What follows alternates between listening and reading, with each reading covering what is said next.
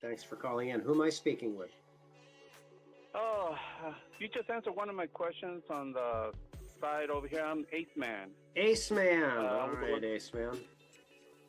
How you doing? Good. Thank you for taking my call. Yeah. Okay, this is my question. Okay, it's practically about the same thing. My lawyer says one thing, and you're telling me another, and I want you to just pretty much clarify it for me. Not unless you already clarified it. But I had to turn down the volume. I don't want to talk with the YouTube running at the same time. Thank you. But yeah. Yeah. So hit me again with a Short-term question, and let's Okay. let's unpack it. Okay, I'm surviving right now on short-term disability. Yep. I've been out of work since February 7th. Okay. So I've been out on disability, short-term disability, and I went ahead because my doctor says it's going to take a while for me to get better, and also other problems have been coming up, my back, my prostate, and everything else. So it's like, hey, I'm really falling apart here. But they're telling me that while I'm living on short-term disability, if I apply for ssdi, I'm going to owe all that money that I'm getting from short-term disability, I'm going to owe it back. So they're going to subtract that if I get approved.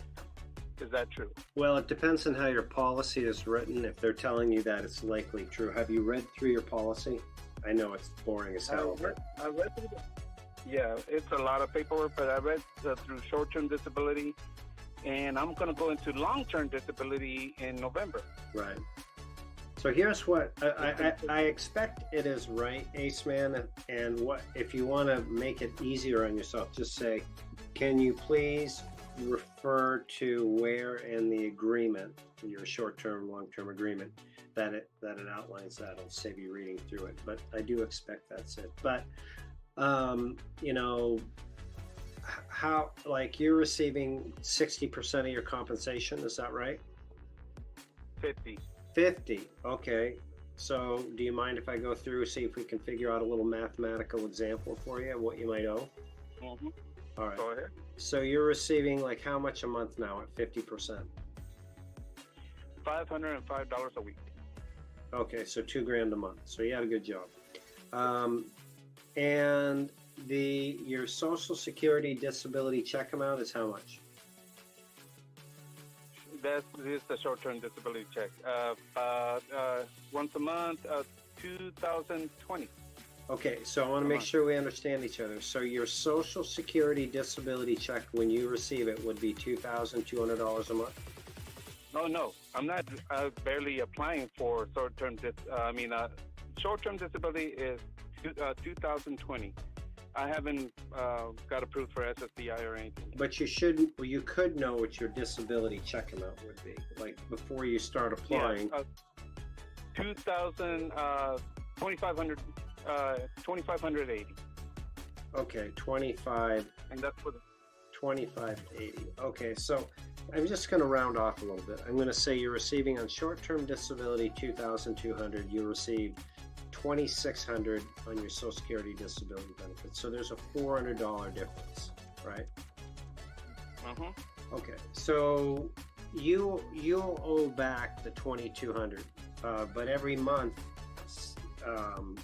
for your back benefits that you will actually be able to keep will be $400 a month.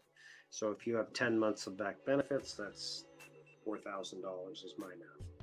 That's the general equation. Now, I'm not looking at documents, all that. This is just an estimate, right? So yeah, the good news for you is this. Unlike most people that go through the disability approval process, you have some money coming in. Most people don't have short-term, long-term disability. And they have to figure out a way to make it work, and it's ugly. I mean, there really is no good answer.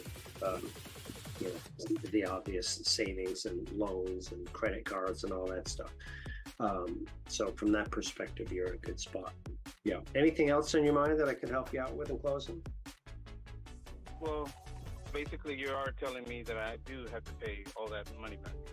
Well, I don't know for sure, but if they've told you that, I gave you directions on how to go validate that. I am just going with the information I have. I haven't reviewed anything in writing, so please don't hold my feet to the fire on that one, Ace Man. I'm just, right?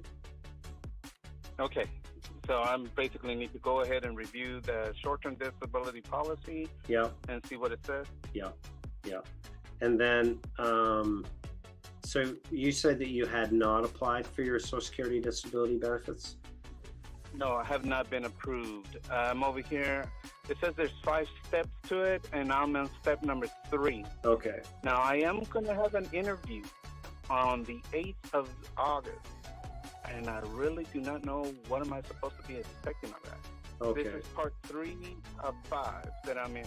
Okay, so we just received a call in from Rebecca, who got absolutely hung out to dry on his, what you're calling an interview. It's an independent medical exam. So are you a member here at the Disability Digest, or just participating on the YouTube? Sure I am. You are, okay. Yes, I am. Are you, have you spoke to an advocate, been assigned the disability approval course? Yes. Okay. In the disability approval course, there is a section in there that is going to show you what to do. I'm going to put it up on the screen here. What to do at your exam that you have that's coming up. And so for those of you out there, I'm just going to backfill this a little bit, and then I'll get on to it. The disability approval course, when you register, you can speak to an advocate to help you understand generally what you're going to need about your case and go through our strategy. There's no charge for the course that we have, and it's put together with other industry experts, like you see on our screen now, like attorney Jonathan Ginsburg, attorney Carl Osterhow, ex-Social Security employee Barbara Mountain, industry legend James Mitchell Brown. So different courses are put together in this approval course by them. So Ace Man, for you and where you're at, you should have the first segment of the approval course, that is how to apply. Okay. And as you look at the screen, there's section 3, which is exam tips. There's 7 things that you should be aware of and prepared to execute when you go into that exam. The key thing I want to share with you and everybody else out there is that it becomes your word against theirs. And the biggest mistake that many make is they go into this exam alone without the required information. That's kind of 2 things, but that's exactly what I'm afraid of. yeah, so go in, and if you have a problem finding this, just contact us at support at the Disability Digest, and we'll get you, back to the page that's on the screen here. Okay, and that'll help you out. Yeah, good. And also, I would go back and look at the section 2 that's on the screen right now, evidence, and make sure that you have all the evidence to get you approved for A and B that's in there, because it's different than long-term disability, short-term disability, and what's required. Okay. Okay.